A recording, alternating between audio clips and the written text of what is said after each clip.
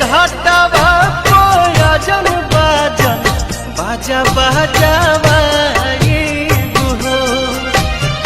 छठी माई के घाटवा कोयजन बाजन बाजा बजावाइबो हो। गोदिया में होई है बालकवा अर्घ देवे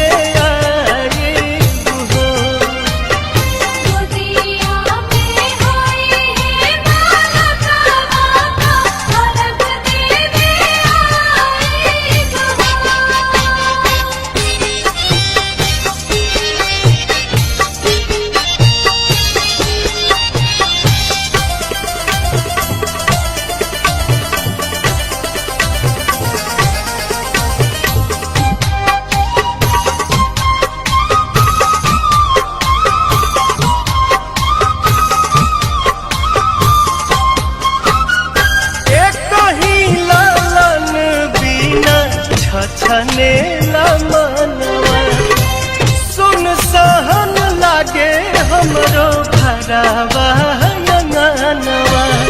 पूरी जहिया दिलावा के लला सात जलसा कराइबो हो। पूरी जहिया दिलावा के लला सात जलसा कराइबो हो। गोदिया में होई है बालकवा कोसी भरावाइबो हो।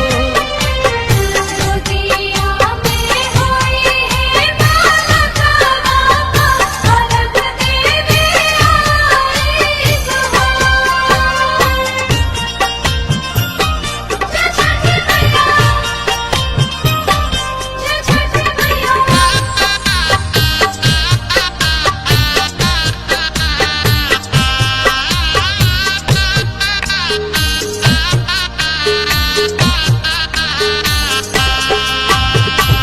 मनवा में आस लेके रोवेले बझनिया कहिया बसैबू छठी माई हमर दुनिया।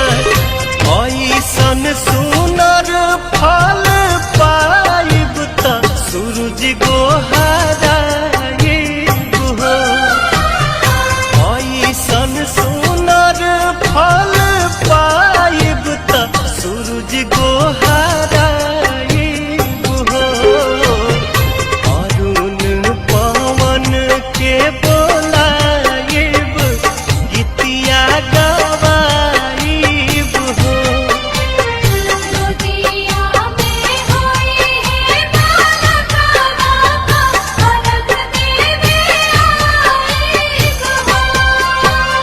छठी माई के घाटवा कोयजन बाजन बाजा बजावाइबो हो। छठी माई के घाटवा कोयजन बाजन बाजा